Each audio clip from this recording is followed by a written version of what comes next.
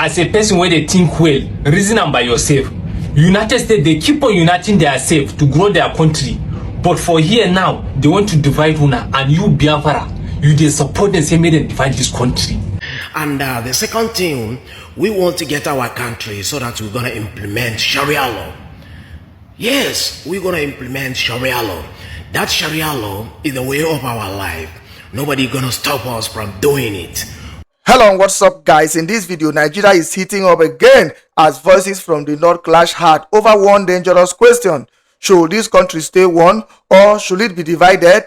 It all started after a viral video where a woman accused Northern and Muslim leaders, including the Fulani, of blocking a foreign-backed plan to split Nigeria. According to her, these leaders are strongly opposing the idea of division, and that accusation immediately set social media on fire.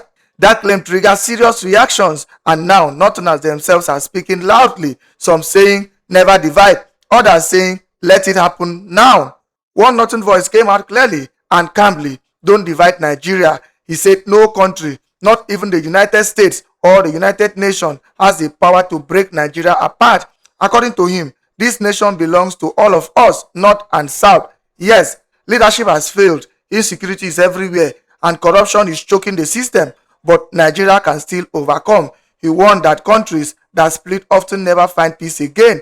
His message was simple: stop provoking each other, respect one another, and protect unity. But then came a shocking opposite view. Another Northerner openly called on American politicians to divide Nigeria immediately. His reason? He claimed the average Northerner gains nothing from unity and wants a new country where Sharia law will be fully implemented without apology. He said oil can remain in the South and the North will survive on its own resources. Then a third voice dropped a heavy warning. He said division is a colonial weapon used in places like India and Rwanda, leaving millions gone and nation broken. He argued that ordinary Nigerians are not enemies, while corrupt leaders across tribes eat together. His message was clear: our real power is unity. But the tension didn't end there. Another Northerner argued that religious extremism, not tribe, is the real fuel behind the division calls, and until it is confronted, the pressure to split will only grow. Finally, Northern leaders, religious and political leaders stepped in with one firm position: Nigeria's unity is sacrosanct. Now, here is the big question. With these dangerous opinions growing louder every day, is Nigeria heading toward unity or a breaking point no one can control? Guys, I will let you watch this video for yourself so you can see exactly what I'm talking about. Also, don't forget to like, share, and subscribe to this channel if you haven't already done so. Take a look, guys, and remember to share your thoughts after watching. Ladies and gentlemen, good morning to every and each one of you, and wherever you are in this our great country called Nigeria. I've come across a particular video of a woman who is coming out to express her feelings and at the same time attacking the leaders from the North and the Muslims entirely. That woman was saying in that video that the United States of America is proposing a bill to divide Nigeria, and that the Northern elders and the Muslims are coming together in order to oppose that. So she feels she will now come out, you understand, on social media to say whatever it is that she feels like saying. She accused the Northern leaders and at the same time accused the Muslims Ummah, and at the same time also accused a particular tribe, which is the Fulanis. And at the same time, she has said so many wrong things that she is not supposed to say. As I look at her there, I don't want to utter a very bad, word to her, because we in the North, we are trained. We are trained to respect our elders. We are trained not to, say something bad that we are not sure of. Let me make it very clear to you, this woman. The dividing of this our great country called Nigerian is not in the hands of the people from the North. And at the same time, is not in the hands of the people from the South. And at the same time, the dividing of this country, the breaking of this country is not in the hands of the United States of America. Even the United Nations doesn't have that power until when it becomes critical that they have to come in and do it by force. So the truth of the matter is, this country will remain united, and this country will prosper as far as we are alive. I know we are experiencing a lot of, bad leadership in this country, but by the grace of God, we will overcome it. I know a lot of people are not happy with the situation of insecurity and corruption that is taking place in this country, but the truth of the matter is I believe one day it will come to pass. We have seen so many countries that have broke into two, and up to today those countries cannot live in peace. My clear message here to every and each one of you out there who have same mentality with that woman should come down. Even if we are going to break this country into two, let's break it in peace. Let's not begin to attack each other and say things, provocative words that will instigate a lot of problem within our society. You are accusing the Muslims and at the same time accusing the northern leaders. If I may ask you a question, you this woman, is the governor of Anambra a northerner? Is the governor of Enugu a northerner? Is the governor of Akwa Ibom a northerner? Is the governor of Cross River a northerner? Is the governor of Port Harcourt a northerner? You have your leaders there in the south, and we have our leaders here in the north. You have senators that are representing your people, members, House of Representatives that are from your region, and we also have from our region. So if your people really wanted to see the breaking of this country, tell your governors, tell your senators, they will, propose, they will pass a bill, and they will say, we are not longer interested in living in this country. And you see if this country is not going to be divided. So my advice to you is, please try as much as you can to make sure you respect yourself and know how you talk to the people of the north. We are not cowards, and it's not that we don't know what we are doing. We can use similar tongue and reply you, but because of the respect we have for our elders and because of humanity, we will not, reply you the way you address us. We will always advocate for peace and the unity of this country, and we will never stop advocating for peace and the unity of this country. The U.S. Congressman, you are doing a great job, Mr. Ralimo. Please, I just want to use this opportunity to tell the Donald Trump to do the division of Nigeria with an immediate effect, because an average northerner is not benefiting anything from that fucking oneness of Nigeria.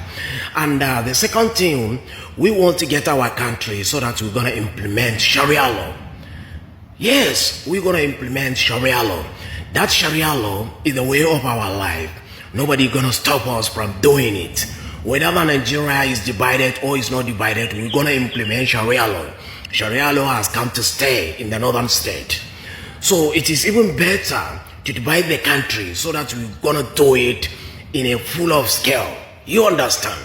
Please, some of you that there were insulting us, saying that because of oil, we don't want a division. Take your oil, go and consume it. We have a lot of mineral resources. We have so many things in the northern Nigeria. We're gonna be on our own. We are ready for that division. We are not begging anybody for that unity of Nigeria. What is going on in our country today? Have you heard the whispers, the shouts, the dangerous rhetoric trying to split us into us versus them, Hausa versus Igbo, Fulani versus Yoruba, Northern versus Southern? Fellow Nigerians, let me tell you a story. Our story. Division is not new. It's a weapon. A weapon used by colonial rulers to turn brother against brother.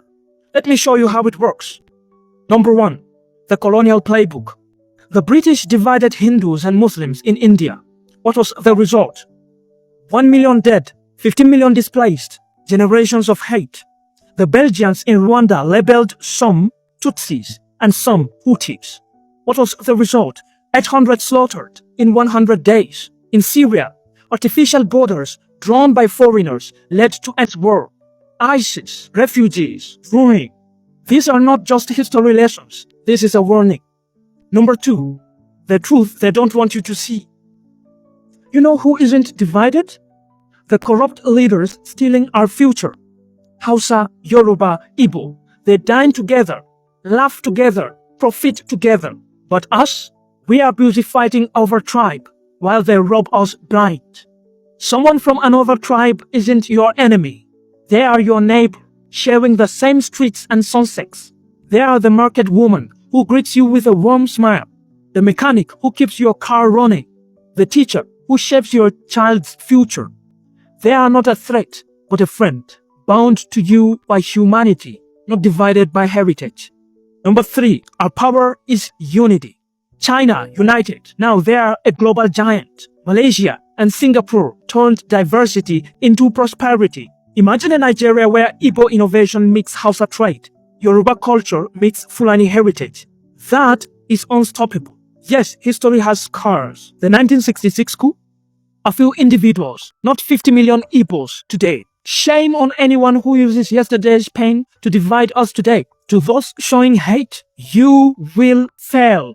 To the rest of us, share this. Speak up. If you believe in one Nigeria, type 1 below. Share this with every Nigerian you know. We rise together. I'm going to tell you this to take it to the bank. That the reason why Nigerians are advocating for the division of Nigeria is nothing but purely as a result of religious fanaticism that exists predominantly in the north. Take religious fanaticism out of the north, I am telling you, the northern Nigeria becomes the best place any other human being can ever exist. But with fanaticism in the north, nothing good can ever come out of it. And I want to challenge people that will now say that it's as a result of bad governance, bad leadership. I want to tell you that bad governance and bad leadership, as far as it exists in the north, is also informed as a result of religious fanaticism. Because as it is, the clerics are actually the ones that decide who should be voted for and who should not be voted for. And it still falls back to, take it or leave it, you say some of the clerics are in bed with the politicians or whatever, but take it or leave it, even if they are in bed with the politicians or whatever, the fact is, common sense simply entails that a typical northerner should know that religious fanaticism should not be something to be entertained, whether it comes from a cleric, scholar, or a politician. So let's not downplay the reality with bad governance. The fact is, kick out religious fanaticism out of the north and everything becomes equal. Don't blame people for agitating for Middle Belt. Don't blame people for agitating for Biafra. That is just the fact. Because when you look at it now, most of these atrocities are coming from the north and is informed religiously. It's religious inclination that have made the likes of them Shegumi to advocate for pardon for people that have unalived individuals, right? And it's the same religious indoctrination that tells you that a politician is Oga, is your head, and you shouldn't actually challenge him irrespective of what he's doing. It's the same religion that have resulted to Muslim ticket. It's the same religion that have told you not to rebel in regards bad governance and a lot of it. It's the same religion that have succeeded in idolizing or criminalizing people that are not of the same religious concept. Not tribe. Not tribal affiliations. Because I will tell you that as far as the north is concerned, there's no tribal discrimination that you can actually pinpoint to a reasonable extent that is what is dividing people. Despite the hundreds of tribes that exist in the north. But as far as religion is concerned, religion is the major principle. And what is my advocacy? My advocacy is, I would have loved a situation I advocate, you talk, I talk, and it's going to change a lot of minds, and everybody at a point in time will come to a specific page and a point of convergence that at the end of the day, all we require is good governance. But if I must tell you the truth, I don't tire. And every other person is getting tired. And it looks as if this is a solution that is going to require my generation and the next generation and other generation. So what is my advocacy? Allow everybody with his own concept to test the test of his medicine. That is why I'm saying when people are advocating they need to go, let them go. And people that are saying everybody must stay, nah lie. And let me tell you how a fanatic typically thinks in northern Nigeria. A fanatic in northern Nigeria believes that northern Nigeria belongs to Usman Dan Fodio. And it belongs to other people that they reverence so much that this is their land to conquer, and even the nation. And if you are thinking it stops as just conquering the northern Nigeria or Nigeria, it doesn't stop there. The fact is, a fanatic believes in this general concept that the world entirely must be conquered according to his fanatic ideology. That is to tell you it's an endless war. And me, I'm not ready for that endless war. I'll go do the one way I see result here. So any other person that is interested in giving these people a test of their medicine, I am in tune with you. I am in tune with you. Let's not be hypocritical. Just like I keep saying, I will not lie to myself. Remove religious fanaticism in the north, and the north becomes the best place, just like it used to be. But if that is not the case, let everybody test his medicine. Seriously. The fact is, all by now, by all of us, nobody lives here forever. Whatever you think they inform you, now the same thing where they inform you. That same madness where you think say you can acquire as a result of religious fanaticism, myself I feel acquirer. And let's see who lives here forever. And nothing more. So sincerely speaking, just like I keep saying, I'm not an ambassador of hypocritical peace. Hypocritical peace. Because when you excuse it on the part of political incompetence, the political influence is actually informed religiously. And the government of the day is doing nothing in that regard. So don't deceive yourself. Whatever it is, the concept you believe you are going to pursue to ensure that you live in peace and your next generation live in peace, pursue it.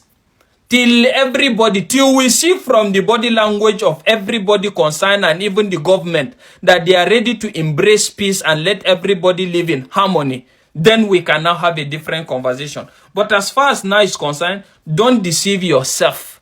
Don't deceive yourself that this talk, now ain't go change everything. Now action go change something. Growing up as a Nigerian, I have seen, realized, and still try to understand why each time there's a new presidency or a new leadership in Nigeria, we always blame them. But one person we have failed to actually blame for the happenings in Nigeria is ourselves. We have failed to blame ourselves as Nigerians for everything going on in Nigeria. Let me set an example. We complain of insecurity, whereas sometimes we are the cause of the insecurity happening in the country. We complain about disunity, but still, we as Nigerians, we are still the cause of disunity in Nigeria. Now, this is it. For Nigeria to grow, like I have said before, for Nigeria to actually move forward, we as Nigerians must come together as one, irrespective of our tribe or tongues, language, you name it.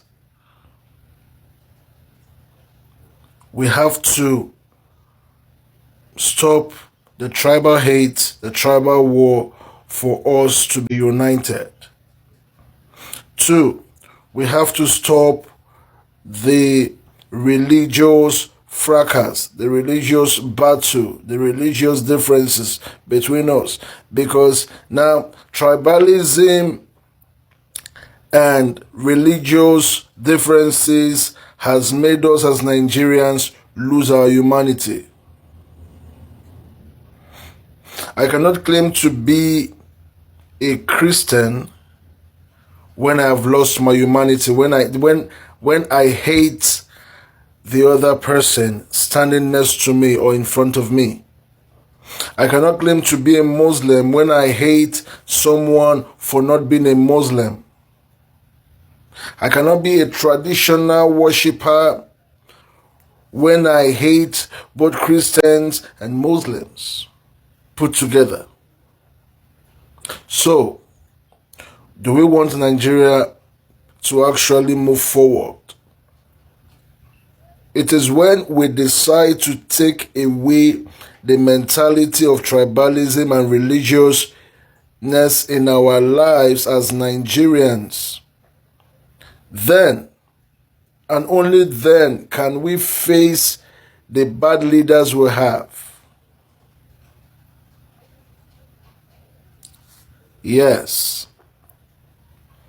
Because the day we decide to be united will be the day these bad leaders will not be able to make use of us as political talks. We have entered into a new year. This is 2026. And in this 2026, I want us to sit down and ask ourselves what exactly is the meaning of we being Christians, Muslims, or traditionalists if we have lost our humanity. The loss of humanity has made Nigeria where Nigeria is today. Yes, there are good Nigerians. There are still people with good hearts. But a tree cannot make a forest. It is said, say, when right hand wash left hand, right hand they clean. And as the saying goes, like corporation make rice full pot. Some persons in the East are disrupting the peace of Nigeria because they want to divide Nigeria. Some persons in the North are planning to destabilize the peace in Nigeria by promoting banditry and terrorism. Some individuals, come on, we want our country to grow. We want to be developed. You as a trader, you increase the price of your product that you were selling 15 naira. You increase the price of your product from 15 naira to 500 naira. And you are blaming the government? No, now. You are part of the problem we have. You changed the price of your product from 1,000 naira to 10,000 naira to 5,000 naira, and you are blaming the government. No, it is not done that way. Yes, the governments have their role to play. They have their own. But until we address the rat in the room, we cannot go for the rabbits that is up the hill. So, what am I trying to say? I am saying in essence that we as Nigerians, we have to be united. We have to take away every tribal hate. See, let me tell you one thing. Nobody was born to hate. Hate is something that was taught. So, we complain that there's no peace in our country. Whereas some of us are masterminders in disrupting of the peace in our country. I'm talking to every Nigerian. Say no to tribal war. Say no to religious crisis. Say no to inhuman. Let us embrace humanity.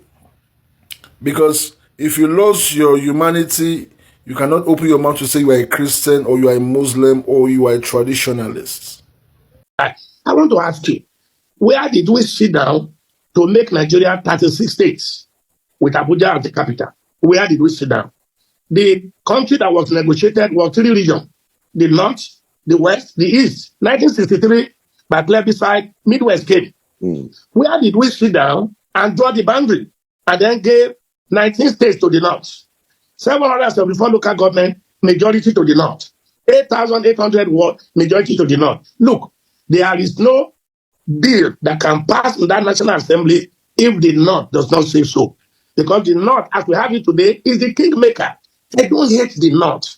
I love the Hausas. I love the Fulani, but we must tell the truth. So anybody that is talking about fixing Nigeria, that is overlooking the foundation and is saying, let's just go. It's not possible. It's not possible. That's why I refer you to the Patriot and some other a good Nigeria that are saying, look, we have looked into this situation, except. For those of you wondering why my videos are always geared towards the restructuring or the division of this country, let us reason together. Now, imagine you are living in a house inherited from your ancestors. Your parents didn't build it. Their own parents didn't build it. Generation after generation only managed it. Imagine now that the walls are cracking, the roof is leaking, the foundation is failing, and the house itself is about to collapse on everyone inside. You see, what a reasonable person with a progressive mind should think of doing is to either pull it down and rebuild it properly, or leave it. That is Nigeria. We inherited a structure designed by colonial interests, not for the well-being of the people. Decades later, we are still managing a broken system.